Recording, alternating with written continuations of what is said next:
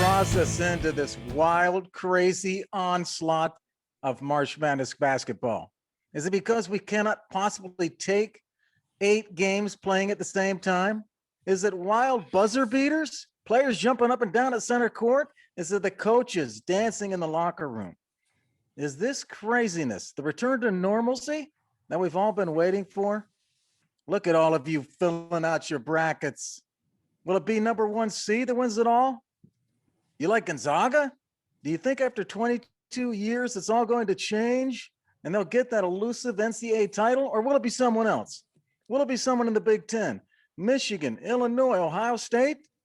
So much focus, so much intensity. And we love that about you. The teams can win their games, but only you right there can win your pool. Welcome to the Father, Son, and Holy Sport podcast. I'm G-Man from Ohio, and that there is T-Money from San Francisco. What's up, T? What's going on, G-Man? Love the intro. Whew, I am excited. Got the basketball jersey on. It is March Madness. Man, we missed out last year. It is crazy to think it has been 2 full years without March Madness. Best 4 days of the year coming up. Best time of the year. So excited for this weekend. So pumped up. And I had that Alabama background last week, and Roll Tide did it. But now I got Ohio U. My man Jason Preston put on a clinic against Illinois. Dosunmu back there, he's trying to run him down. Jason Preston, 31 points against Illinois this year, 8 assists, 6 rebounds, 0 turnovers, my man. Watch out for the Bobcats, D-Money. All right. Well, it's going to be a great time. I can't wait for Cinderellas like OU to happen. They got to the Sweet 16 2 years ago. I mean, they're a good team, and I just can't wait for the chaos. Can't wait. Hey, the tournament, it starts this week. The whole tournament's in Indiana. The majority of games played right in Indianapolis. Got to be an advantage to the Big Ten, I think. There's 68 teams, but the Ivy League sat out. The Ivy League's not in. They're the only one that did not get an automatic bid. So it went from 32 automatics down to 31 automatics. So one more at-large got in this year, but pretty much the same, except the play-in games start Thursday. With the play-in games, you guys will be hearing this the day before. We're going to get you ready for all the picks. We got Billy Kelly here. We're going to talk a lot of college basketball, a lot of brackets with you. And when we get to the Billy Kelly interview, excited to have Billy on, T-Money. Oh, can't wait for him. He knows his basketball. North Carolina Tar Heel fan, went to OSU as well. So I double hate him. It's going to be a fun interview. Yeah. Well, hey, what else is going on in the world? We're going to get to some basketball, man. What else you want to cover? It's hard to pivot off this fun of a weekend, but it is a crazy weekend in the rest of sports. It is free agency week in the NFL, so there's so much going on. But I think the first thing we got to talk about is the legendary Drew Brees finally retires. Going to finish probably number 1 or 2 in every single statistical category in NFL history. He's probably the best free agent signing ever. Remember, he originally was on the Chargers, and then they drafted Phillip Rivers, so he had to go to the Saints. I mean, he basically saved football in New Orleans. They were a dumpster fire before he got there. Remember, Katrina came, and he won them a Super Bowl. He's just a great leader, great guy. Sad to see him go. Football's not the same, but what a legendary career. Yes, that is great. I love what you just said, man. The guy's such a leader, one of the best leaders in the NFL. He's going to still do great things. We're going to talk about him in Ross v. Ross. Yes, we're going to square off on where he stands in history. And you can see where T-Money lands right now. But to move on a little bit from this, the real question, especially for all you fantasy players, is what happens with that quarterback slot. We got Taysom Hill, who was a great fantasy quarterback last year, maybe not as great of a quarterback for the team. And then you've got Jameis Winston, who just signed with the Saints, 1-year deal. What do you think about that, man? What do you think about what's going to happen for the team and for fantasy with those two guys there? Yeah, I mean, I think they're going to roll with Jameis at first because they know they have a better chance of at least winning playoff games with him. I think Taysom gives a dynamic hey, let's surprise this team one game. We can surprise them with Taysom Hill, but the book's out on that guy. I mean, he can't throw a football. The dude's a tight end playing quarterback. So I can't say that Taysom Hill is a viable option going forward. He will be the backup. And I'm sure if Jameis struggles, they will insert him in the starting lineup. But Jameis is the starter going forward. That's interesting. All right. What else you got, man? I mean, now that we pivot towards free agent signings, I mean, we got to start out with the Patriots. I don't know if you can physically sign every free agent in the NFL, but they might have. I mean, they signed everybody this past few days. 1,000 guys. And the Patriot way is just drafting guys and developing or getting them on the cheap. No, they had the third most cap space of anybody, and they went after it. They signed 2 tight ends and 2 wide receivers. Pretty interesting. They got the 2 best tight ends on the market with Janu and Hunter Henry. And then they got the best linebacker on the market in Judon from the Ravens. Hightower and Chung are coming back from COVID. They signed 2 other DNs. They traded for Trent Brown. They signed a good cornerback from Philly. I mean, they're going to be a very, very good team next year. 10-11 win team. Yeah. Well, the reason they're doing all that is because they got crushed last year and their ego got pounded to the ground because of what happened in Tampa. I compare this to business, okay? How many people have left their job that are listening tonight? How many of you guys left your job and said, this company's going to fall apart without me? We all think that the company's going to fall apart, but it never does. No. The company just goes on. But here's a case where the company did fall apart. Tom Brady left, and those guys at the top thought, that doesn't mean anything. We got a system, man. We got the Patriot way. Tom Brady's not going to change us. Yeah. But it did. Yeah, it's interesting. And everyone crushing them for signing Hunter Henry and Jonnu Smith. I think you got to realize what the Patriots did here reportedly was not classify the tight ends and wide receivers separately. What they did is knew that they needed better pass catchers. So they put all wide receivers and tight ends in one group and called them pass catchers. So Allen Robinson was slotted right there next to Hunter Henry. So was Kenny Golladay. And those 2 were at the top of their list. So they got their pass catching free agents and get to go back to their old style of 2 tight end sets. I think they're really, really going to make a lot of people struggle. I mean, imagine going up against 2 Travis Kelce's every game. This is going to be very challenging for other teams. Yeah, I like the 2 picks there, Hunter Henry, Jonnu Smith. I like those 2, the 2 tight ends. A lot of times the Rams do that same thing. They've been successful. I like that package. I like the wide receiver package with Aguilar and Bourne, 2 really good receivers there that have potential. So, man, I like that receiving core. Here's my worry, though. Cam Newton is not the long-term answer. And is he going to be able to get the ball to those guys? I mean, I know he'll be okay, but he's not the solution. I still think, that second pick from the Jets is that large. The Jets are going to negotiate that away, and it could be the Patriots going up and grabbing that second pick. That would be wild. Or just even getting Sam Darnold, but going to cost them a lot if they're going to trade that pick in division, the Jets. So we'll see. Hey, they free agents. They pick up that second pick, bring in a rookie, get him under Cam for a year. Cam's gone. Hello, rookie. Yep. Going to be interesting. So yeah, free agents been wild. There's been a lot of signings, Corey Davis to the Jets, Matt Fitzpatrick back playing for Washington, Andy Dalton to the Bears. Congratulations.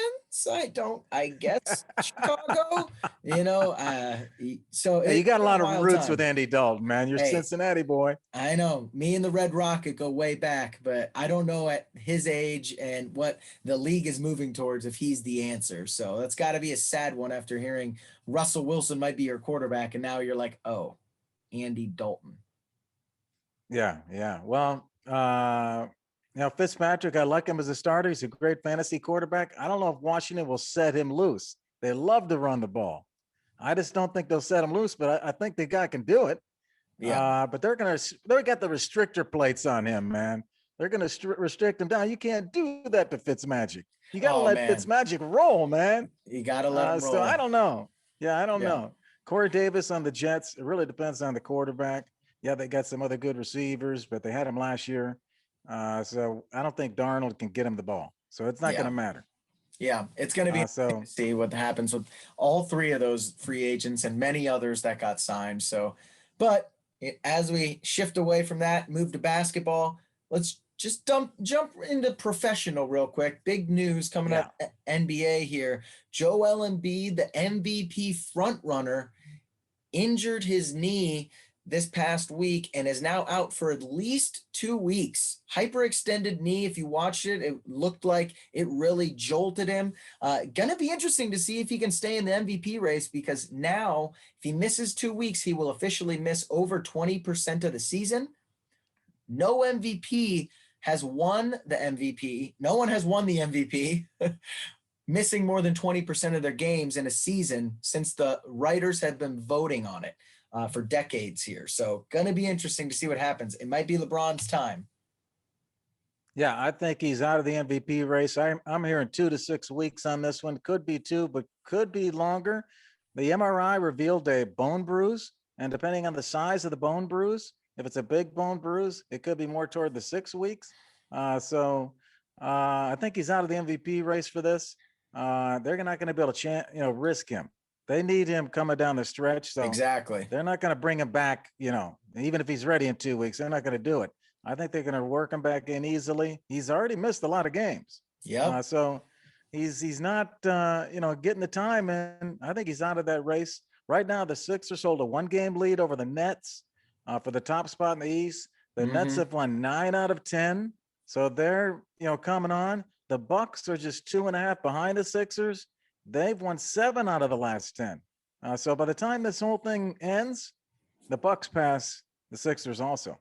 Well, very interesting that you're calling that. Well, don't forget they signed Dwight Howard in free agency, so he's going to be their starting center here. Old Dwight Howard. Let's see what he's got left in him. But yeah, big. Yeah. But I'm with you. Stay conservative, because it only matters in the playoffs now. MVP's gone. It's probably LeBron James, James Harden. Those are the names being floated around right now as the next two guys. But we'll see. It's LeBron James's year. He needs one more here. They got to get him one. So. Oh man. All right. What else you But got, man? Anything else going on in your world? Last big thing that happened this past week, before we move on, I had to mention Justin Thomas winning the Players. This is one of the 5 biggest PGA events of the year. He looked great coming back. He's the only player that has won a major, the Players, and has 10 plus wins on tour, other than Tiger Woods. Pretty impressive. Hey. That is impressive. Before turning 28. Hey, the guy's 27. Yeah. So him and Tiger seems like he's been around longer than that. Oh, they're the only people to do that before 28. So he's on a good track. He's very solid. Yeah. No, he's the world number 3. He's still been playing well. He almost missed the cut, though. He was right on the cut line. He just got in. And he closes Saturday, Sunday with a 64-68, which is tied for the lowest closing, 36 holes by a champion in tournament history. So the guy came on. Bryson and Westwood on the final day shot a 72 and a 71, and Justin ran him down from behind. Bryson and Westwood were the last group, and Thomas comes in and sneaks in and gets it.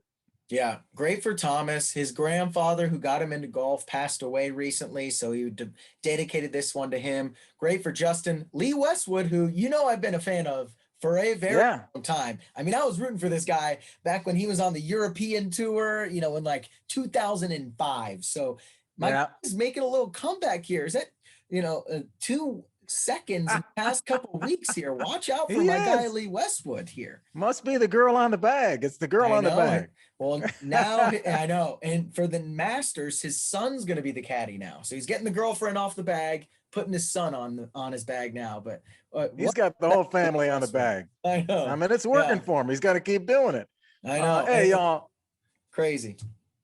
If you like what you're seeing, hey, go out and like and subscribe us on YouTube, Spotify, and Instagram, and many other platforms. T-Money's the machine. Look for our handle at Father, Son, and Holy Sport. We got a great show for you tonight. We have Billy Kelly joining us tonight on the Father, Son, coast to coast hotline. We're going to talk things March Madness and more. We're going to have some big picks for you tonight about March Madness. Talk your brackets. We're going to help you win some cash, y'all. All right. We have Ross v. Ross for tonight, focusing on Drew Brees and his rank in NFL history and pay tribute to one of the all-time greats.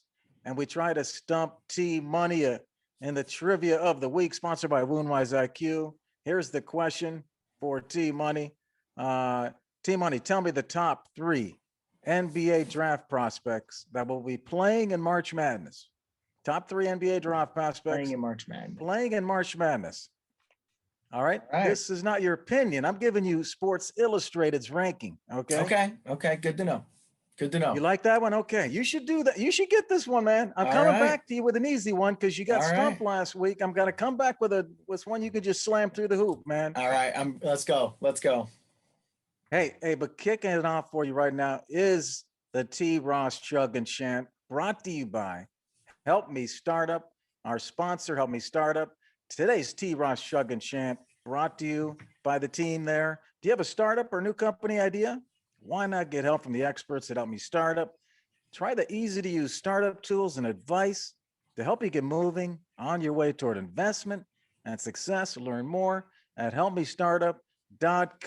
Okay, let's go to Team Money, high up on the San Francisco rooftops for the T. Ross Chug and Chant. Hey, what's going on, everyone? Coming to you live from this San Francisco rooftop. A little windy out, but I don't care. I'm feeling spicy today. It's March Madness weekend, baby. And that's why on this week's Chug and Chant, since I'm feeling spicy, let's do a little fireball shot instead. Here we go. Pour this bad boy out here. And cheers to a great weekend, boys. On this week's Chug and Chant, I had to talk about Gonzaga being a little overrated and needing to prove something, but they're good this year. But you know who's actually not good? The Pac-12 and the SEC. Okay, you guys are overrated as heck this year.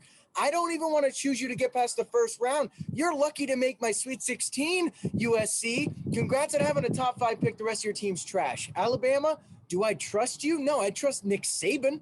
I don't know who the hell your best player or coach even is. I can't trust you. You're probably losing in the first round. Okay, or congrats on having Kentucky in the SEC, because if you didn't, you guys would never be talked about SEC. I'm sorry. You both are overrated this year. Neither of you are good. I don't trust Arkansas. I don't trust Oregon. I don't trust anyone from either of your conferences to get to the Sweet 16 this year. Mark my words. Neither conference will get to the Sweet 16. G-Man, what do you think about that? Little controversy. Prove me wrong, Pac-12. Prove me wrong. This is your neighborhood. Prove me wrong. Hey, T Money. Great fireball shot there. You switched up from the Bud Light, man.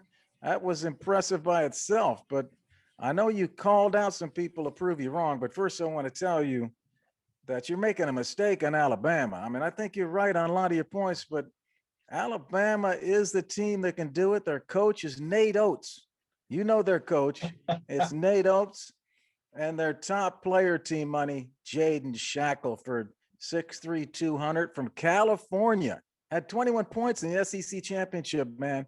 But I agree with your overall point, but I can't agree on the SEC, man, and especially Alabama. I don't know, man. I don't know if I trust him. I don't know who the hell Nate Oates is. He better go sow his oats, okay? Because he better hope he gets past the second round. You know, watch out. Just a little preview. I might have them going down a lot earlier than some people. So I don't know, man. Like I said, they're down. I can't listen to them. I could have scored 21 points in the SEC championship. Who are they playing? LSU. Congratulations. LSU. Joe Burrow's like little brother's probably playing for their team. I don't know. Like, congrats. I think you're gonna be surprised. Yes, I think Alabama will be in that Sweet 16. You said none of them is Sweet 16. It's gonna be Alabama, man. Hey, let me tell you. Let's look at the top 12 because look at the 3 seeds and the 4 regions, 12. But I'm gonna look at the AP top 12 at finishing the season. Here's what we have in the 5 major conferences. And think about football. You know, in football, here's what we had. In football, in the top 12, 2 from the ACC, 2 from the Big 10, 2 from the Big 12, 4 from the SEC. And there were 2 that were not in those conferences. Your buddies at UC and Coastal Carolina. Okay. But pretty even. They're in football, but no Pac 12. So there's the dent right there. They're not there in football. How about basketball? Let's look at the top 12 and AP top 12. Big 10, 4. Big 12, 4. SEC, 2. Pac, nothing. ACC, nothing. How come you didn't call out the ACC, man? Yeah, I mean, I was going to call them out, but they have a little more depth at least. And I like North Carolina to make, to win. I think Duke could have caused some trouble. I think there's a lot more depth to the ACC. Their top tier teams are down. I don't trust the ACC to do anything either. Like, I don't trust ACC, Big 12, or Pac-12, but the Pac-12 has nobody. And the SEC says they have Alabama, and I don't even think they have that. So, I mean, look at other conferences like the American. Houston's a number 2 seed. We're ranked. I mean, we're better than both those conferences because Houston's probably better than everyone in that conference. And I don't know who else is this. Who's the second best team in either conference? I don't know. Hey, that's a challenge. You asked them to prove you wrong. I like how you called out the fans and the players to prove you wrong. We'll see if they can do it, man.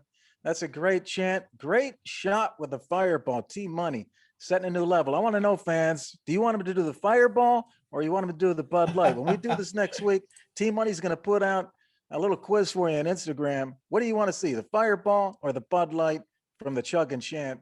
And we'll see if you'll have to start chugging fireballs in the future. Hey, let's move on to the Ross v. Ross. Oh, yeah. Going at it. Bring it. And the question is, where is Drew Brees? Where does he rank all time as a quarterback? And T-Money, what would you take a first shot at him, man? All right. I'm going to tell you, Drew Brees is ranked 6th all time. I think the first 3 are pretty self-explanatory, and I'll list them off. Brady, Montana, and Manning. I think those guys are in a class in themselves. Then there's the next class, I think, which is Elway, who's won 3 Super Bowls, MVP. Rodgers, most efficient thrower ever, has 3 MVPs and 1 Super Bowl.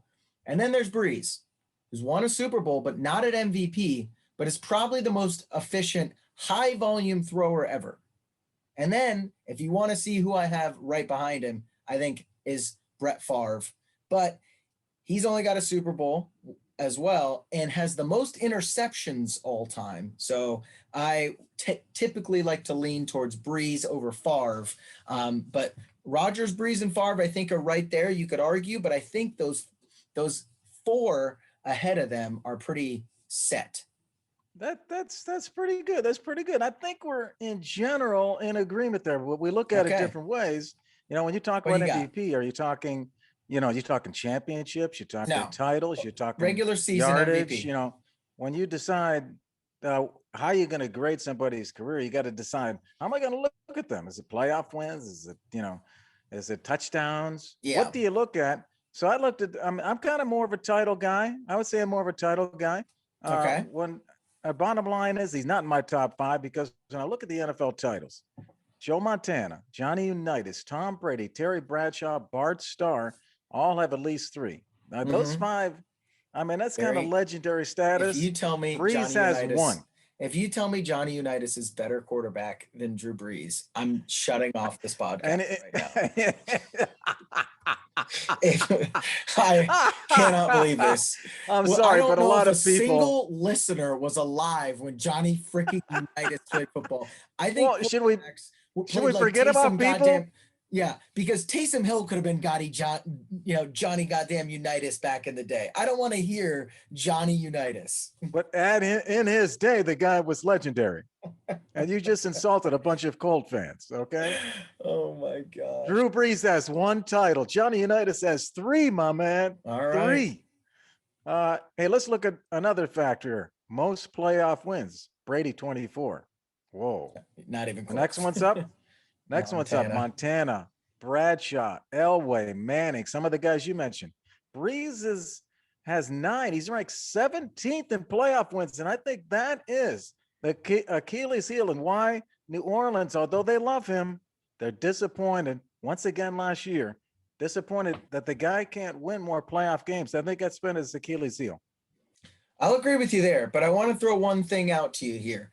Over their combined careers, Tom Brady, Peyton Manning, Ben Roethlisberger, Montana, these guys had an average scoring defense above 10th in the league. Brady's was like third, Roethlisberger's was like sixth. Their defense have all been elite. Drew Brees' average scoring defense rank his entire career is 27th out of 30 teams in the NFL. Out of 32 teams, in the NFL. That is bottom 5, and he's carrying these teams. Well, that's probably why he's got the most touchdown passes, or second most all time, because he gets more opportunities. Because the other team's scoring. The other team keeps scoring, so Drew gets the ball back, and now he's second all time at touchdown passes behind Brady. So he gets a lot of opportunities because of that. That's fair. Well, where do you rank him all time then? I haven't heard your. I put him in my second 5, not in the first 5. He's in my 5 to 10 range. So you're over here pulling a Tyler's tears. I see what you're doing here, Gary. Okay. This is what Gary's doing. He's got I got a little tears, and he's in the second. I see you. Well, I'm going to see how good you are here, because I want to do a little tribute to Drew Brees. I don't know if you remember it. I'm sure you do. But one of my favorite things that represents his leadership is when he get the huddle together, and before the games, they would all like chant. People are like, what are they saying in that huddle? What's going on? But that's something I will never forget about him. It just represents a leader that he was. He was inspired by going to see the Marines in Guantanamo Bay, and he thought of doing this chant with his team before the game. So me and you are going to do this chant. Are you ready? All right. We're going to do this chant. I'm going to be Drew. You're going to be the team. Okay. And you just got to repeat after me, kind of, and we kind of switch up. All right. So I'll give you an example. I'll give you an example, and then we'll do it live. So when I say 1, you say 2. When I say win, you say for you. And I will say 1, 2. You say 2. I say win. You say for you. For you. So I'll say that again. I go 1. 1. I messed up already. 1. 2. Win. For you. When I say 3, you say 4. When I say win, you say some more. 3. 4. Win. Some more. Some more. When I say 5, you say 6. When I say win, you say for kicks. 5. 6. Win. Some kicks. When I say 7, you say 8. When I say win, you say it's great. 7. 8. Win. G-Man's great. When I say 9, you say 10. When I say win, you say again. 9. 10. Win. Again. Win again. Win again. Win again. Win. That's what they do, man. We just did it. We just did it.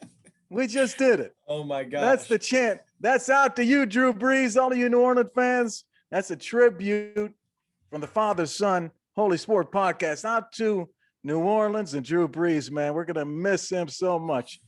And we're going to shift gears here and go back into college basketball, into bracket heaven. We're going to dive into the details of the brackets all of you guys are trying to fill out. We're going to do that with Billy Kelly. We got a special guest for you today on the Father Son Coast to Coast hotline. We're going to bring him in now. It's going to be Billy Kelly. Let's bring in Billy now. Hey, we welcome into the Father Son Coast to Coast hotline, Billy Kelly, the former football phenom from the playgrounds of Powell, Ohio, coming on the show talking March Madness, his strategy for picking your brackets, one of the big fans of the show. Billy Kelly, welcome to the Father Son Coast to Coast hotline. Gee, man, that is the warmest welcome I think I have ever received. So I appreciate that. We like to make it warm here on Father Son Sports. Oh, yeah. No, thanks a lot for coming on. We're excited about having you. Absolutely. I'm excited to be here. You know, you mentioned football. Football is definitely my favorite sport, but I will say out of everything, March Madness is my favorite time of the year. Just absolute, well, madness. So I am excited. I am excited to talk about it.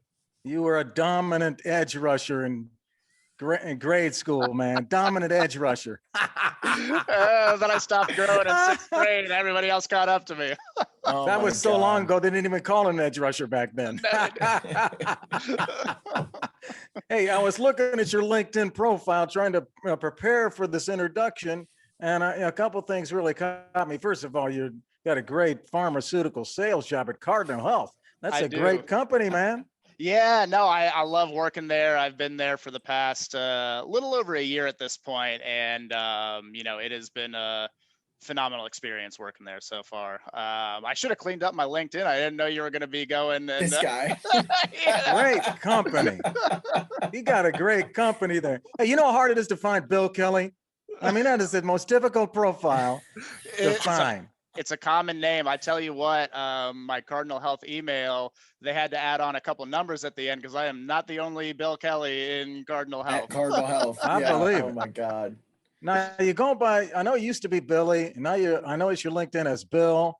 Are you taking that step, into that, you're kind of getting into the 30s now? You're going to become Bill, or are you going to stay with Billy? Bring it up. Officially hitting adulthood for me, I think, with the switch to Bill. But no, I mean, I've professionally gone by Bill ever since I was out of college. Friends still call me Billy for the most part. I'm okay with that. I'm fine with either one, honestly. But whatever. Anything. Hey, we got thousands of followers, man. We got to tell them what they should call you. Bill, it's whatever you want to call them. Hey, or BK. I noticed that BK works too. I noticed you went to Ohio State University, Columbus guy, grew up here, went to Ohio State. You get a BA in psychology. And I wanted to ask you about that psychology degree. What's the number one thing you apply in your life that you learned about psychology? Like, are you reading us right now? You trying to read us? I mean, what's your skill there? Your number one skill you got, that psychology skill? That is a great question. No, I think it is very practical, applicable to everyday life, just how you kind of view different things, how you kind of take things day by day. I think psychology helped with that. I mean, it didn't help with much else because I'm not in an actual psychology field. So at least it helps me get a read on things and how to approach. I'm just imagining life. You in an argument with your girlfriend Morgan, and you tell me more about that. How does that make you feel? And she's like, I'll tell you more. I'll tell your ass to sleep on the couch. That's what I'll tell you. I needed to tell me more. Why do you want me to sleep on the couch? Expand on that. That's great. Well, hey man, we love messing around with you. We have a lot of fun with you, man. So thanks for letting us, kind of play around here. Let's get into college basketball and the tournaments. We're first going to talk about the conference tournaments that just happened, and then we're going to go to the brackets and talk about what you're seeing in each region. It's Tuesday. We're taping this thing Tuesday. Everybody's going to see it on Wednesday. So that's kind of where we're at. The games start Thursday with the playing games. So we got a great timing here to look at these brackets and help people out with what we like. So, hey, let's start with the ACC conference tournament. I'm going to go back and talk about, last week's picks. T-Money and I making these picks for the conference, get Billy's reaction to the conference. The ACC, of course, Georgia Tech comes in and wins this thing. And, T-Money and I both picked Florida State. And, Florida State did not do bad. We had them going to the finals. They did get there. So we did pick Florida State to the finals, but they went down to Georgia Tech 80-75, and Georgia Tech's the champion. What do you guys think there? Starting with Billy here. Is Georgia Tech a threat in this NCAA tournament? Georgia Tech, that was shocking to me that they did what they did. Moses Wright and Jose Alvarado are phenomenal. As far as the NCAA tournament is concerned, they got done real dirty by the committee selecting, putting them in at a 9 seed after winning the ACC tournament. Especially when when you got Clemson there as a 7 seed, just the disrespect to Georgia Tech there. I think if they were like a 7 or a 6, like maybe they should have been seeded, they could make some noise. But I mean, even if they get past that first game, which Loyola Chicago's great too. yeah, up against just a really tough draw for them. I don't think that I think they can hang their hat on the ACC tournament win, but they're not really gonna do anything else aside from that. Down Well, year T for Money and the I did not. ACC. Yeah, we did not see it coming, T Money. We did not see that Georgia Tech team coming up there and getting in the hunt. No, it was a big miracle run, but the ACC is so down this year. Like, if you're gonna tell me Florida State's your best team, like, I'm not very impressed. So, I mean, congrats to Georgia Tech and the rest of the ACC for holding a tournament. But North Carolina, it is actually, I think, a threat in this tournament. I actually do like North Carolina, Billy's Tar Heels. That is, I'm glad we're recording this because I'm gonna play that back on a loop for a long time to come. Yeah, my Duke team did not make it, and that hurts. Here, that I have to say that I like North Carolina, but they got done dirty too. They're in an 8-9. They're in an 8 spot in an 8-9 game. I mean, those are so hard to come out of because you can't even get to the Sweet 16 without facing the number 1 seed. So both teams, there, Georgia Tech and North Carolina, who I like, got done dirty. But they're playing Baylor. So we'll see about Florida State. Had won 4 of their last 5 coming into this tournament. They got on a roll. They made it all the way to the finals. Then they lose to Georgia Tech. What do you guys think about Florida State? Did you like the way they looked? And, do you still have confidence in them? I would say for myself, Florida State, I do like a lot in this tournament, especially in the region that they're in right now. The East, to me, is wide open. If Michigan still had Isaiah Livers, we don't know what his status is going to be. He's out indefinitely. I would have picked Michigan there, but Florida State is maybe not as strong as they've been in the past and in a very weak ACC, but I think they have a chance to make some noise in that East region, just with it being not super strong overall, in my opinion. now you fans out there, you can see that Billy is very meticulous. He knows his details. He does. Very smart guy. And I had to trade with this guy in fantasy football. And you know what that was like, trying to trade with this guy? He knows every stat, every player. He does not make a bad trade. Tough, man. Oh, my God. Tough. I know. Tough. Any team money? He is tough, man. Tough. And, I heard you talking Michigan there. That was a tough weekend for us in the Big Ten tourney. We lost probably our best overall player. Dickerson's great inside, but Livers kind of runs the rest of that offense. So, like you said, I don't know how much I like Michigan now. They might be the easiest 1 seed to beat here in this tournament, but they have, like you said, a really easy bracket, surprisingly, to get to like the Elite 8. So it's going to be interesting with them, but they lost to Ohio State. You guys got us in the Big Ten title. Hey, man, T, you were so confident in your picks. And I went with you. I picked Michigan too, but I told you OSU was going to be on their tail, man. And OSU upsets Michigan in the semis and goes in. Of course, we don't know. When we made our picks, we didn't know what the brackets were because it was before the brackets were finished. So we had OSU, Michigan in the final, but it actually happened in the semis. And OSU goes in and beats Illinois in overtime in that Big Ten tourney. So what do you guys think, man? The Big Ten looked good, I thought. Billy? Yeah. How do you stack these teams up? Illinois, OSU, Michigan, and do you put anyone else in there with them? Iowa got smacked. Yeah, I would say as far as the Big Ten is concerned, they are, in my opinion, the strongest conference in basketball this year. You could make a bit of an argument for the Big 12. They've got some good teams in there, but I mean, when you're talking Illinois, Michigan, Ohio State, the Big 10 is definitely a lot more top heavy than the Big 12 is, where they've got, I think, just solid depth, but I wouldn't put any one team in the Big 12 as a favorite to win the tournament like I would with an Illinois. Mhm. Although coming out of that Midwest region, the Midwest region is the one that I'm the most excited to talk about when we get into it a little bit later, because that is an absolute gauntlet of a region that Illinois has found themselves in. But if I'm going to pick any team from the Big Ten, I'm putting my money on Illinois. Yeah, I like Yeah. Illinois a lot. I like Illinois a lot. They showed a lot of dominance, and Kofi Cockburn just is a monster.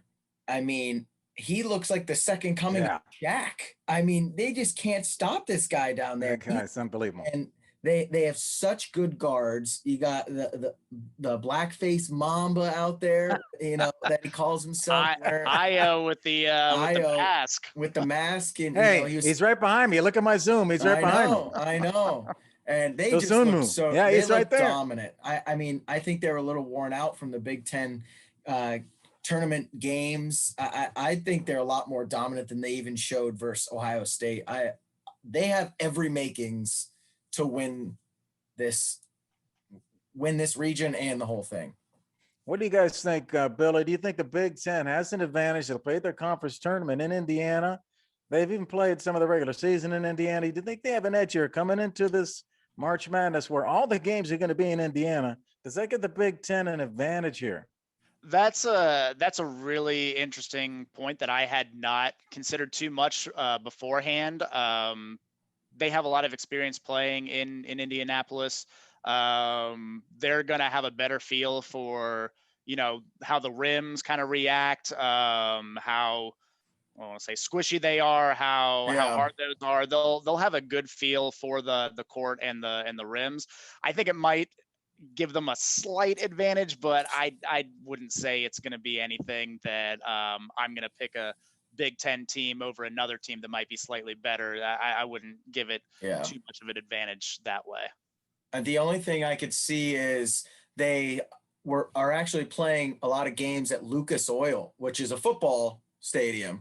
And so when you're playing on that field, the rest of that backdrop is a lot different than typically in an arena. There's empty space behind that hoop that typically the depth perception thing. Yeah. It can mess up some shooters. So I would say that's one thing that could potentially happen. But other than that, I agree, Billy. There's not much of a huge advantage. So hey, speaking of the rim, I wonder if one of you two ever slammed the ball in your younger days.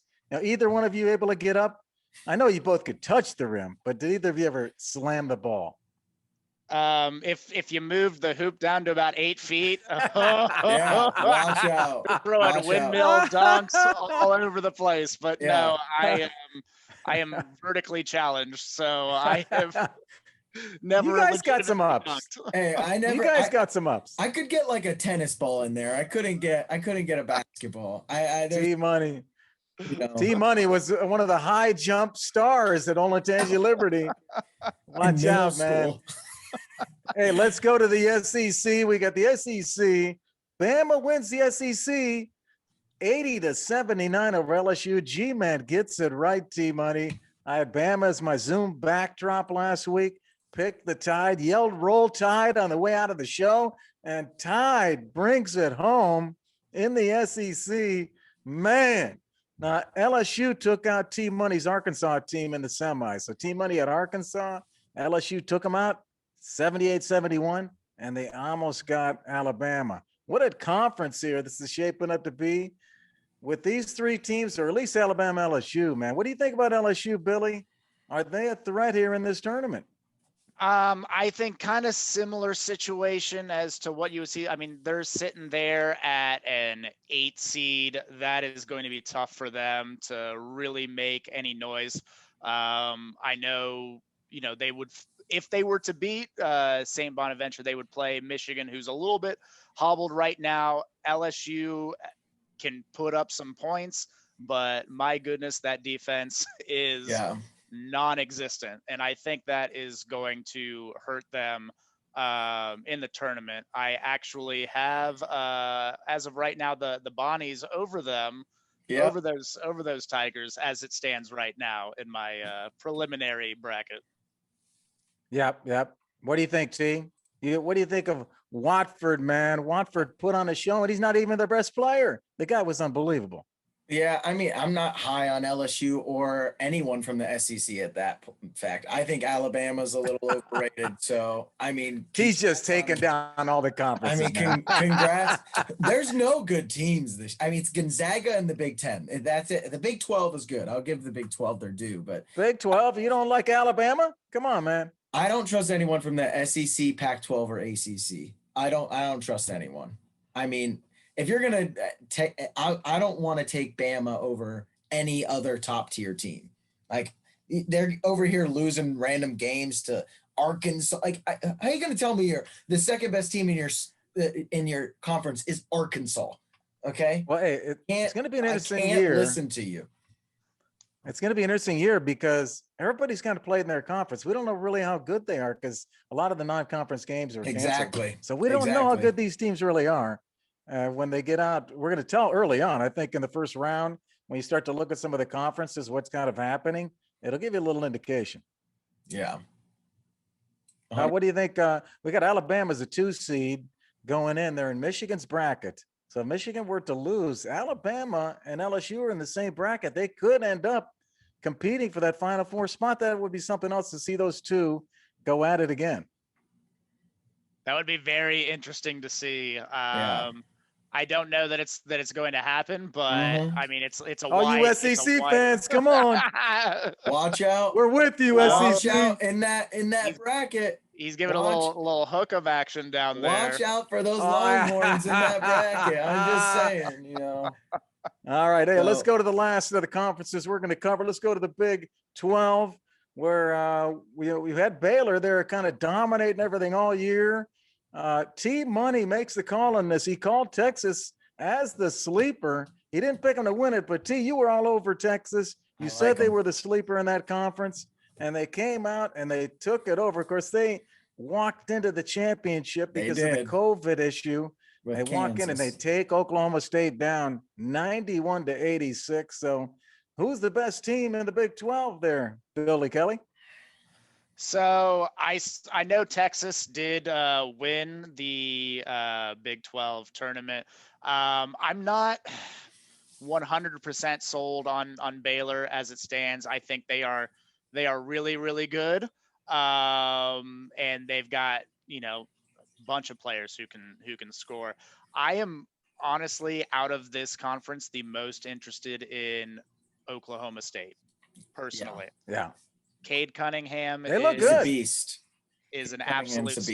stud, lottery pick. That becomes important in the tournament. When you got a guy that is a go-to, you can get some stuff done. 100%. That guy's a freshman.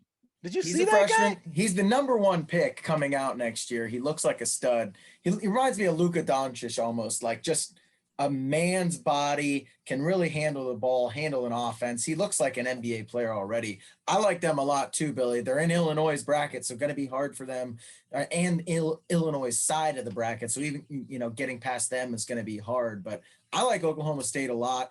I also agree with you that I think Baylor is a little overrated. They had a lot of games canceled versus ranked opponents. So that's why they went undefeated for so long there and lost at the end, because they started playing all the teams that they were supposed to play at the beginning of the year that got canceled. So I'm not as high on Baylor as everyone else. I agree with you there, Bill. And that's Yeah. kind of where I'm at with them as well. Why I said I wouldn't necessarily call them overrated. That's maybe not the right word. I just don't know about them because, to your point, the canceled games that they did have. I will say I like their region. I like their ability to get out of that region. So although I don't necessarily view them as a team that might win it all, I think they have a pretty decent path to the Final Four. Now, we didn't talk a lot about the other conferences. We got the 4 major conferences there. We didn't talk much, but let's just cover Gonzaga real quick, and then we'll go over the brackets. But Gonzaga's in the West Coast tournament. They beat St. Mary's 78-55, knock them off by 23. And then they go into the finals and play BYU, who was the #2 seed, beat them by 10. What are you guys thinking of Gonzaga? Did they deserve to be in that, championship discussion? Did they impress you enough? Billy? 100%. Yeah. Gonzaga is the odds-on favorite to win it all. What has it been since 1976, 79 that we've had not had somebody go undefeated all the way through? All the way. Gonzaga's going to have some pressure on their shoulders from that standpoint, but I think they are the best team in the league right now. I don't only see beat too many. BYU by 10 points, man. 10 points over BYU. I mean, Yeah, what but is BYU was hot in that first half. They made like everything, and then it was like 50-20 in the second half in Gonzaga's favor. And I think they were just kind of cakewalking through it. That's kind could be. That's kind of where I'm at with it too. You got Gonzaga's, they're not facing the stiffest of competition where they're at, and that could come back to bite them at some point. But I guess that's what I'm saying, They did have a decent schedule, though. I mean, they were supposed to play Baylor, and it got canceled, and they played a couple of other like good ranked teams. So I mean, they had an okay. Well, they did. They beat the top teams in their region, once this year already. So I mean, they've played some good competition. They've broken a lot of bracket people's hearts, man. They have over the years. Yeah. That's let's my go. Chant was, I don't know about Gonzaga. You're not elite until you make a few more Final Fours. Yeah, no, that's right. Hey, let's go to that region where Gonzaga's at. Let's look at the brackets. Let's start off with the West region where Gonzaga is the number 1 seed in that region. Down at the bottom at the 2 seed is Iowa, who got knocked around in that Big Ten tournament. I know they're up against good competition. They're the 2. We got Kansas at the 3, but what's happening with them on COVID? And then the 4 seed, Virginia, also COVID, if I'm getting that right for that West region. So what are you seeing here? Just want to get your guys' general takeaways, the highlights, not necessarily pick all these games. Just kind of give us what you're seeing there, Billy, from this West region. I think in the West region, when I was filling out my portion of the bracket here, I just automatically put Gonzaga all the way through to the Final Four. Yeah. I didn't even look at, and then I just, filled in everything else after that. I mean, I think they. Oh, that's one strategy. Okay.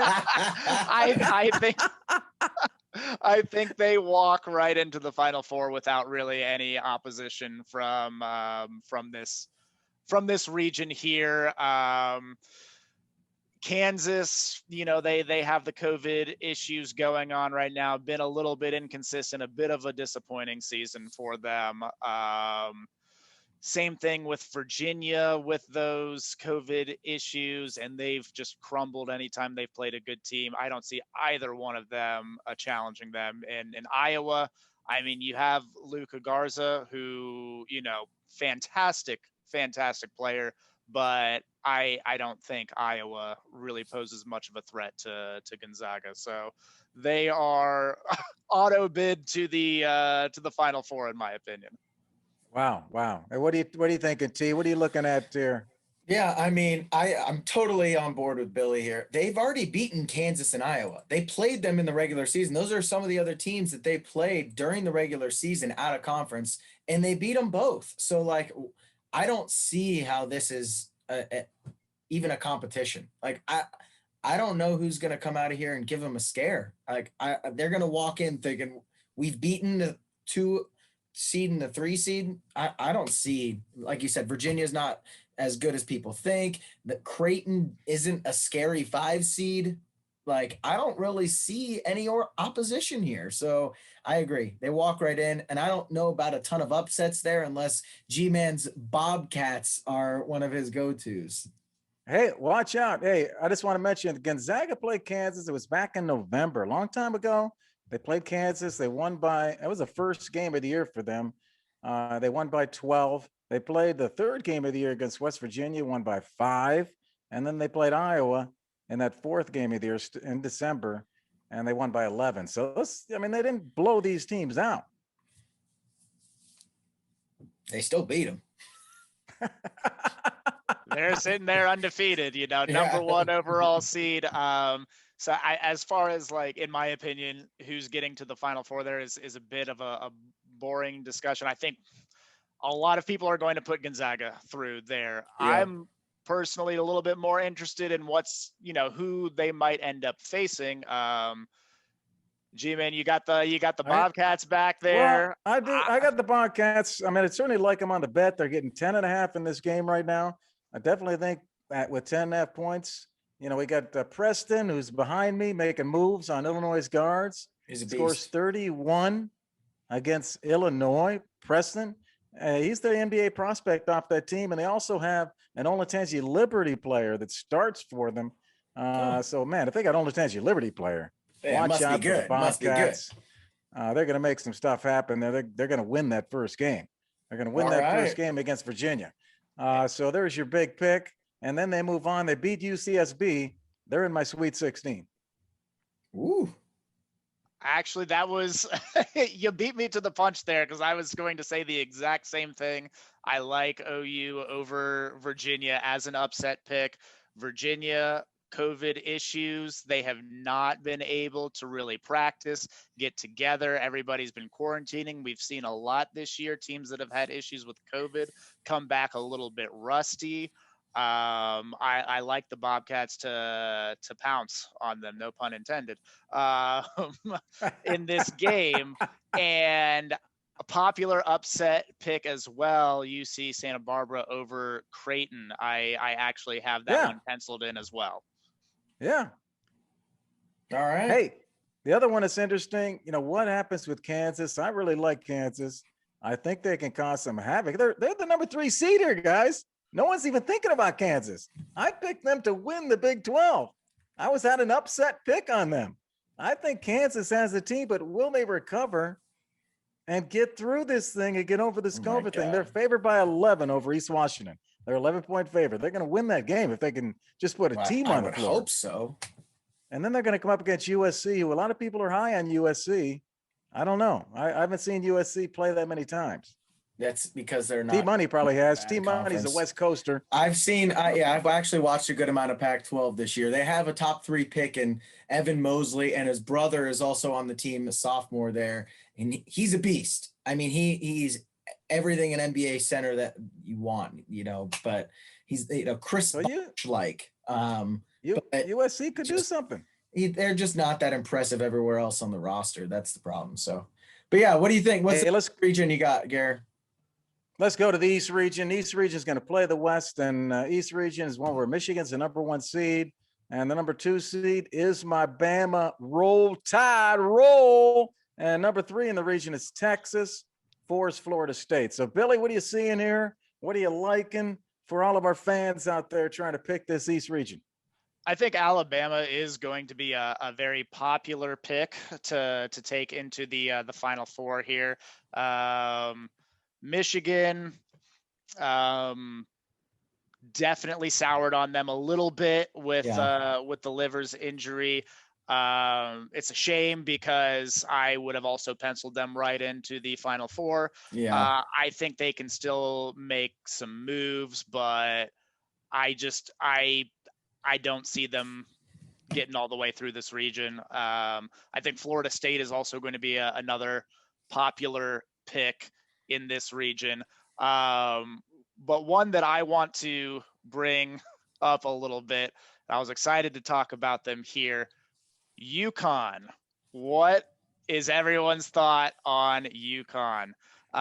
James Bouknight is an absolute stud. Beast. The last time UConn was a 7 seed with a really good guard, what happened? Yep. Could we see a repeat of history here? Do you have the gall to put UConn far? Unless their coach's name is Gino, they're not getting past Alabama.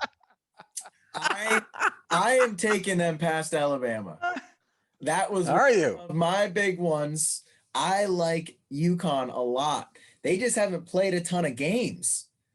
That's one of the problems. I like them. I'm high on them. They're on on a good trajectory right now. But this is a crazy region because Michigan can still win this thing. It's not like they are actually, I mean, they could have beaten OSU, who was, and then been in the Big Ten title game. It could have been them just as easily as OSU, and they still didn't have Liberty. Yeah. So I think they're still a very solid team. Like, it would not shock me if Michigan comes out of this region because there's not a dominant 2 or 3 seed. If Iowa was in this region, I'd be worried. Or if one of the other 2 seeds was in this region, I think it would be a little harder. But I'm not as high on Alabama as everyone else. So it's gonna. All right, hey, let's jump over to the South. Let's keep this moving. We got the South region.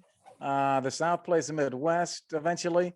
So let's start with the South. We got the 1 seed Baylor. We just got done talking about them in the Big 12. 2 seeds OSU. Then we got 3 is Arkansas and 4 is Purdue. Nobody's even thinking about Purdue and Arkansas. So what do you think here? Does Baylor kind of walk in here, Billy, or do they get to run into some competition here from our Buckeyes? I initially put Baylor in the Final Four kind of begrudgingly. I just didn't see anywhere where they might get tripped up. I do like Ohio State a lot. They've had me very worried towards the end of the year. I felt a little bit better about them in the Big Ten tournament, but they need to learn how to close out a game. They are letting so many teams back in, and you cannot do that in the NCAA tournament. You have to learn to put teams away, and I think Ohio State might find themselves in a situation where they're maybe up on a team. They get a little sloppy, and we could have a buzzer beater shocker happening to Ohio State. As much as it pains me to say, as an Ohio State grad, but following them all year, I think they looked really strong in the middle of the season, and then they've fallen off a little bit. They've lost some steam towards the end. So I do like. I think Baylor. this is the easiest region. This is the easiest route to the Final Fours, right? In this region. I would say so. The only thing I would like to draw attention to in this one, every year we have a 12 over a 5. It seems like. I think Winthrop over Villanova is going to be a very, very popular pick. Villanova losing steam a little bit, losing their starting guard. Yes. Winthrop could come in there and look to pull the upset there. Also, my Tar Heels. I was gonna say, man, I like them to give Baylor a run. Like, I'm thinking about that game more than I should probably. I'm in the same boat, but I also know that North Carolina, they're Dr. Jekyll and Mr. Hyde over here. They could just as easily lose to Wisconsin, and so I don't want to take that risk and put them over Baylor, even though I think that could end up being a good matchup, just with North Carolina's size and athleticism. They like to move the ball. Roy Williams, obviously fantastic coach. I just think they're maybe a year away. They're young, inexperienced, very much prone to turnovers and some issues. I think they're a year away, but I wouldn't be shocked, honestly, if they did take down Baylor. I think they got the talent. Billy Kelly, the diehard Tar Heel, man, from way back, up against Team Money's Duke team. What a rivalry over the years with you two. Not this year.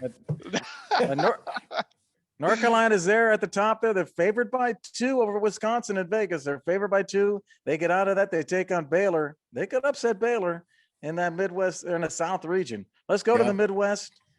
We got Illinois as the 1 in the Midwest. We got Houston as the 2, kind of flying under the radar there with Houston.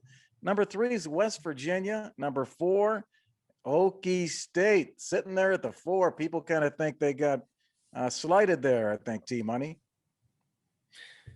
Yeah, I mean, Billy talked about it earlier. Oklahoma State is dangerous, but I'll just put this bug in your ear that I think Houston is the best 2 seed in the tournament right now. If they were in another region, I would probably have them in the Final Four, but I just love Illinois so much. So I'm what do you think, Billy?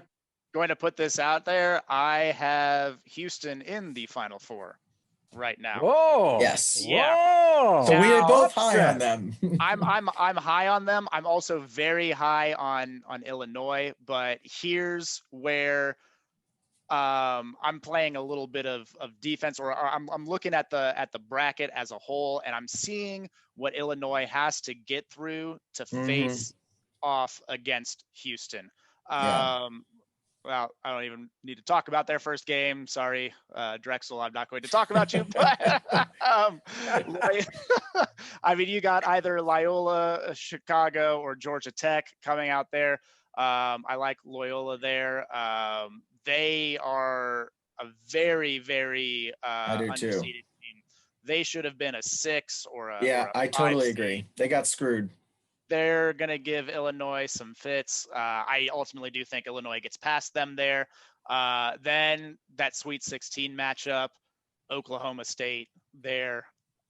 Would absolutely love to see that matchup. I'm going to have that game circled if it comes to fruition.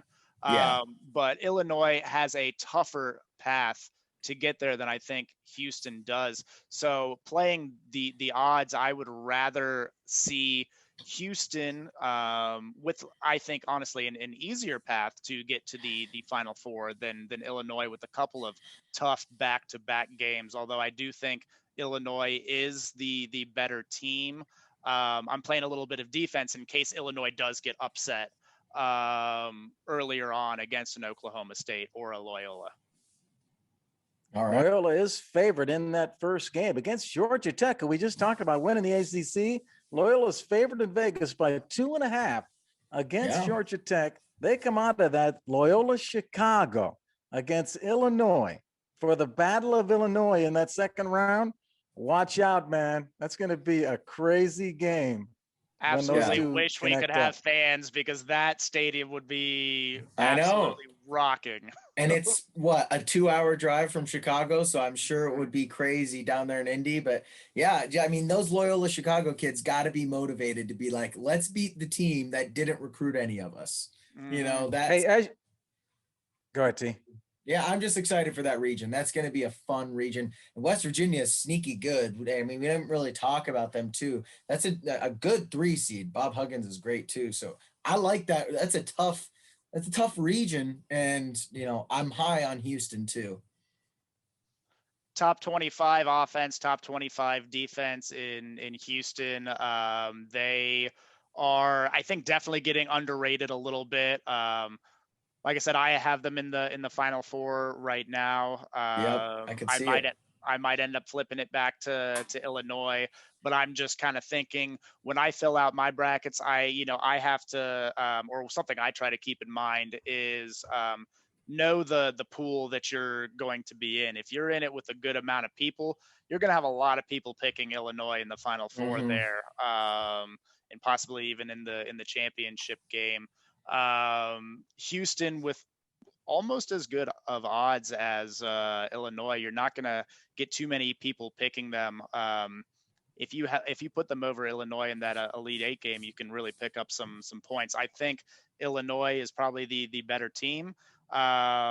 But you know, I'm playing to win my bracket, not pick the best games and the best upsets. You know, well, that's true. Very good tips there, Billy. We appreciate you helping out our fans here with all your college knowledge and your picks and your bracket strategy. We're gonna kind of work our way toward wrapping this up here by talking a little NFL. We got about 2 minutes left here, guys, to talk about the NFL and free agency and what you guys see going on. Of course, we have the draft coming up in May, and we just we've seen some things that have happened, and we saw Aaron Jones has just got tied back up. He's tied back into Green Bay. Thought was he might sneak out of there, but no, that did not happen. What are you thinking, Billy, in terms of the NFL free agency? Anything you see that you think would be a good move? I'm honestly, you'd mentioned Aaron Jones. I'm shocked that Green Bay signed him to a new deal. I thought 100% he was going to be gone. I don't know what Green Bay's front office is doing. You draft a quarterback to replace Aaron Rodgers, who is not near the point where he needs to be replaced, and then you draft a running back in the second round, but then sign your current running back to a new 4-year deal. I'm really not Who sure what's going knows? on there. Yeah, they're weird, and they pinch at the wrong times, and they spend on running backs, which is weird. But I got to ask you about your Browns here. They could use some help on defense here, and they just signed a safety from the Rams, John Johnson. So that's good. They're shoring up that that defensive side. They need to get another edge rusher in there. What do you think about their offseason? I really like the pickup of John Johnson for the Browns. I think they're set on the offensive side of the ball as it stands right now. They really need help on defense. Their secondary was atrocious last year, Bad. and their D coordinator does like to run a lot of 3 safety sets. So having Delpit coming back from injury, although he's definitely an unknown with that Achilles tear, and you bring John Johnson in there, and you have Ronnie Harrison with Denzel Ward and Greedy Williams. If he comes well from injury, I think all of a sudden that's a good secondary, but definitely need an edge rusher. I think they need to find one in free agency, although the prospects are drying up quick. Yeah. And then I think they draft linebacker / edge first round in the draft, and I would really like their defense after that. Last question. Do you trade Odell Beckham? Not this year. No, he's you go back to I've played fantasy football for several years. You don't trade a player when he's at his lowest value, and Odell is at his lowest value right now. That is what we call a buy low candidate in Odell. The Browns would be foolish to get rid of him coming off of an ACL tear where he has not done much in Cleveland. I think they give him an extra year. Now with Baker in Kevin Stefanski's system, seemed a lot more comfortable by the end of the year. Would love to see what Odell does this coming year. And then maybe it's time to make some decisions, because you're not going to be able to keep Odell and Jarvis Landry on the books for several years into the future. But at least give him a year to see what he does. All right. Hey, Billy, I wish we could keep going forever with you, man. We love having you on the show. Thanks for coming on to the Father-Son Coast to Coast Hotline, and best of luck to you in the G-Man pool. Absolutely. No, thank you so much for having me on. Love being here. And I am here if you ever need my tap into my wisdom anytime. You start putting out some rankings, we're gonna look you up. Yeah. Billy starts. Houston goes and wins it all. We're calling Billy here. All right. Thanks Bill, a lot, Billy. Thanks for jumping on. We'll talk to you later. All right. Thank you, guys. And that there was Billy Kelly, ladies and gentlemen. What a fun interview, T-Money. Oh, man, that was fun. I love having him on. We're childhood friends. We go back a long ways. We're Ohio State, Michigan rivals. We're Duke, North Carolina rivals. And, man, does he know his stuff, fantasy and NFL and college basketball. He knew his shit. So that was great having him on, man. He had notes galore ready, he told me. So he was ready to go. Yeah, really appreciate him bringing his knowledge to the show, his enthusiasm. He prepared so much, and he's a riverboat gambler, man. He's got a lot of upset picks. He does. I mean, he's got some spicy stuff going on there, spicy stuff. So I'm excited to see how it all falls out. Well, we talked about the brackets, but we're going to make some picks here, help some people make some money. Okay, we're going to do a couple picks here, starting with our biggest upset of the first round. What are you thinking, T? When you look at that first round, who's your big upset pick? All right. So I think my biggest upset here is going to be a 5/12. Not too crazy. Now, watch out. I just want to say on a side note here, I like Liberty. Oklahoma State is great, but Cade Cunningham is it. They shut down Cade Cunningham. Liberty has a chance. But I think Oklahoma State squeaks out UC Santa Barbara over Creighton. All right. I think this is a close one, but UC Santa Barbara is a good team. They're 22-3 on the season. Only allow 62 points a game. Creighton allows 68. They've struggled versus better teams. I like UC Santa Barbara to come in motivated and beat Creighton. Okay, I like that pick, man. I like that pick. I think a lot of people are going to be rolling on that pick. I don't know how Creighton's a 5, but somehow they got a 5 seed. Yeah, that was very weird. So that's why I think they're overrated as well. Well, picking the biggest upset of the first round, I'm not going to pick the 15 or 16 seed because they never win. If you look at the statistics, that'd be bad for us to recommend that. So I'm going to look at the 14 seeds. Who do we got for the 14 seeds? East Washington over Kansas? No. Abilene over Texas? No. How about Morehead State beating West Virginia? No. How about Colgate getting 9.5 against Arkansas? Yes. Yes. Ooh. Friday at 12:45, Colgate getting 9 points. They're going to upset Arkansas and win that game. So you got them straight up. That's awesome. I like Colgate. Straight up. They're a very well-coached team. I like Colgate, man. Great pick, G. Jordan Burns, 6 foot, 175-pound guards, the player to watch on Colgate. Jordan Burns leads the team with 17 points, 5 assists, 5 rebounds. They're also 9-5 against the spread. So I like the bet. Get those points, man. Get those points. I'm taking you all the way to the money, man. How about one more pick here, T-Money? Okay. The Cinderella of the Sweet 16. Who's the Cinderella? Look at your final 16. When we're doing our show next week, we're going to have Clay Hall on the show, ABC sports director, our local Columbus, awesome guy. He's going to be with us next week. We're going to be down to the Sweet 16 talking about what's going to happen. Who's going to be the surprise team? All right. My surprise team. Not a surprise to our listeners because I just told you about them. UC Santa Barbara. All right. Oh, you see him winning again. All right. They're winning again versus Virginia. All right. Virginia had some COVID scares. I believe their best players injured. They lost to North Carolina State and Duke down the stretch. And even when they play good teams, they tend to fall apart. So I like UC Santa Barbara in this. I think they're going to have an easier time with 4-seed Virginia than they will with 5-seed Creighton. So I like UC Santa Barbara to be a 12 seed in the Sweet 16. Well, you and I are going to have to make a side bet because we are right in the guts of the same bracket. Okay.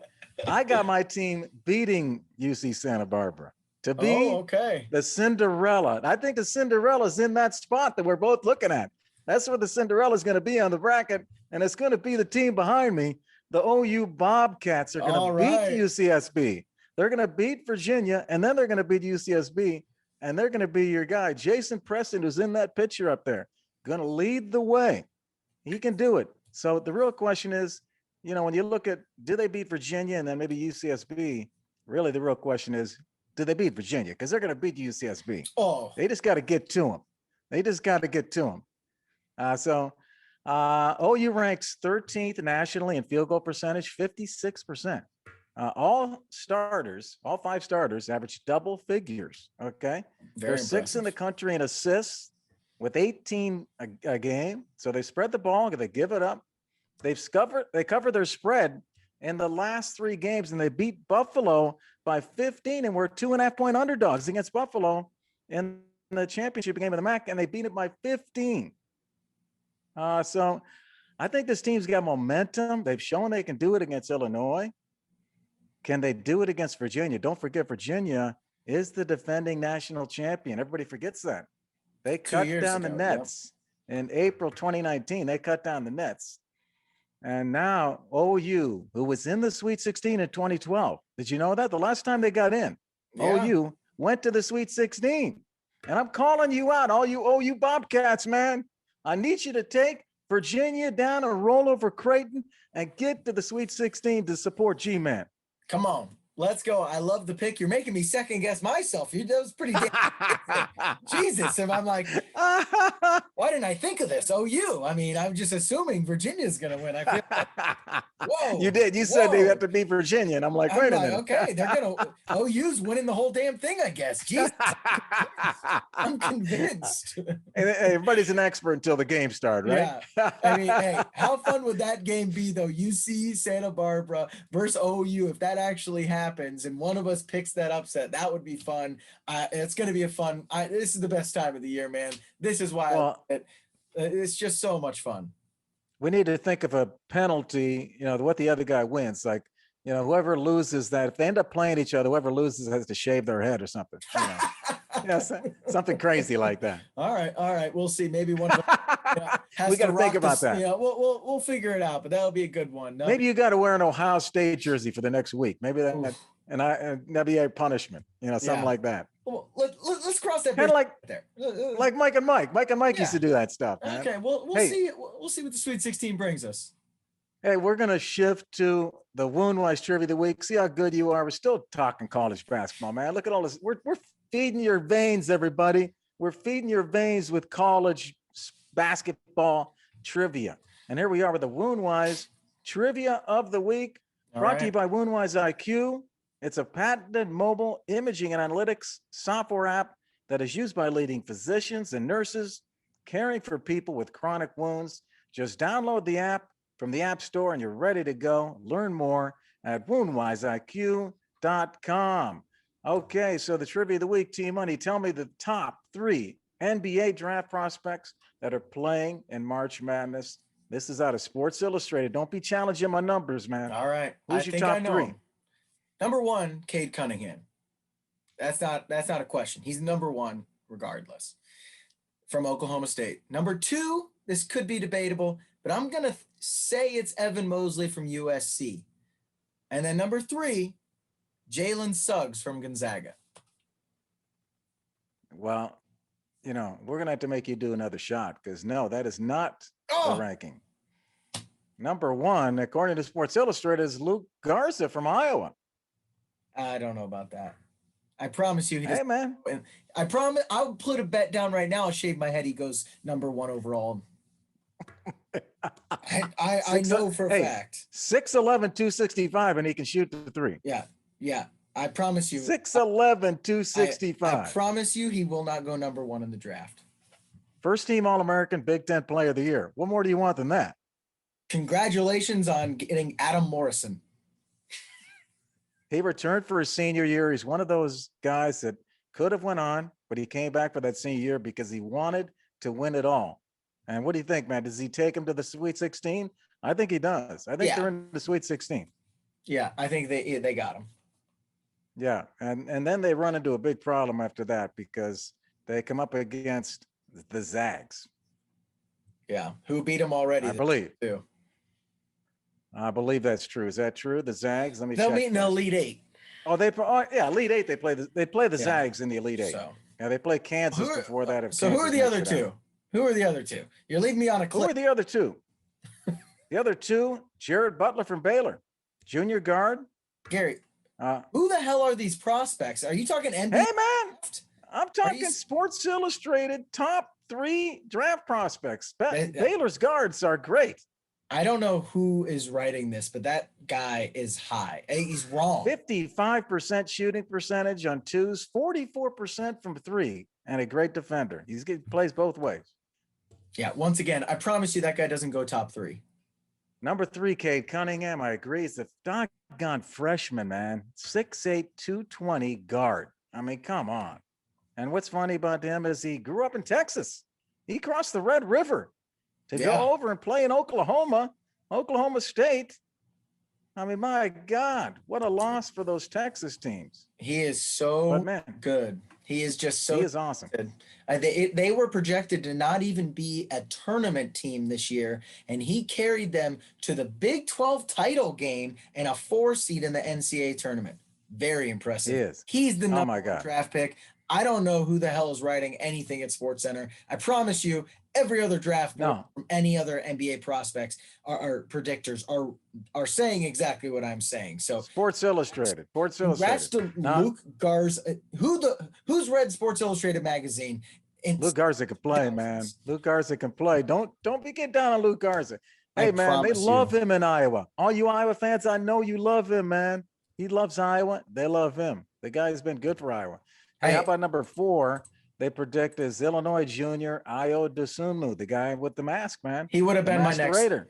He would have been my next guess. But once again, I have no clue where you're getting this list from. You like him, though. You like him. You like him, right? I think you are literally reading a list of best players, like No, that could be in the NBA. Like, I'm sorry.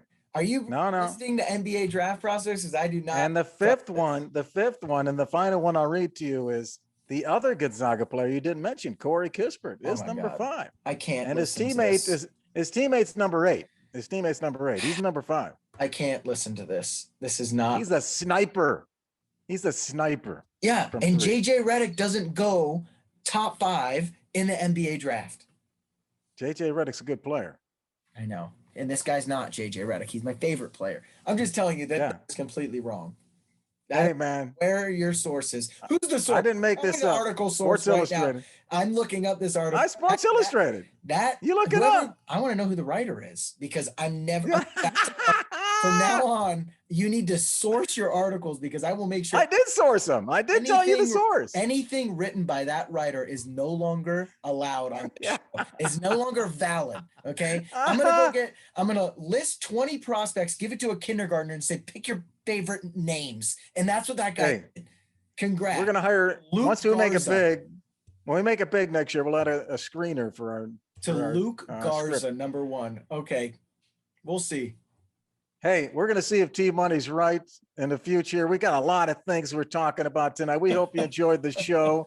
We love talking to you. Thanks to Bill Kelly for joining us on the Father Son Coast to Coast Hotline. Thank you to Woundwise IQ for sponsoring our Trivia of the Week, and Help Me Startup for sponsoring the T Ross Chug and Chant with the Oh, yeah. Fireball. If you're interested in sponsoring one of our upcoming shows, please reach out to us. Next week, Clay Hall comes on the show. This is big. Oh, yeah. The sports director for ABC and Fox 28 in Columbus, Ohio, is coming on. We're going to talk Sweet 16. The Sweet 16 will be in place. We're going to get Clay's perspective. I'm sure the Buckeyes will be in that Sweet 16, and Clay will be in a good mood as we talk about where we go from there. If you're interested in being a guest on the show, let us know. And if you'd like the show, press the like and subscribe button at Father, Son, and Holy Sport. T-Money, good luck in your brackets, man. May the best man win. Well, thank you for telling me that I'm going to win. I appreciate that. Best man here, deserving. I get it. Had a fun time. Thanks to Billy. Can't wait to hear from Clay Hall and watch some basketball this weekend. Everybody enjoy it. We'll talk to you soon. Go Bobcats. All right. Peace out.